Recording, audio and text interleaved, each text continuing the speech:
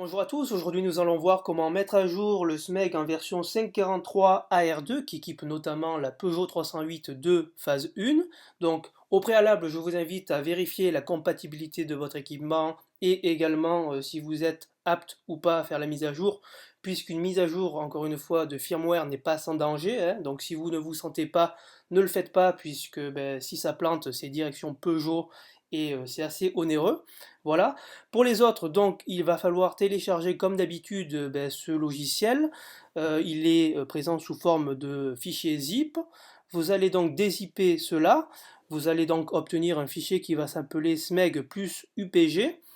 Vous branchez ensuite une clé USB de 8 Go minimum que vous allez formater en FAT32. Une fois que c'est fait, vous faites glisser le dossier sur la clé USB. Il faut qu'il y ait ce dossier présent sur la clé USB, autrement le SMEG ne va pas la détecter, ou s'il la détecte, il va marquer fichier musical absent. Voilà. Et une fois que c'est fait, on se retrouve dans la voiture.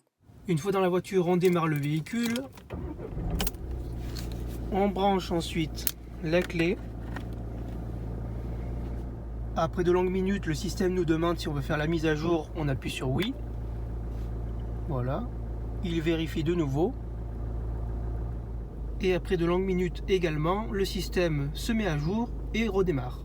Veillez encore une fois à ne pas couper le contact, autrement vous risquez de planter le système et là c'est direction Peugeot.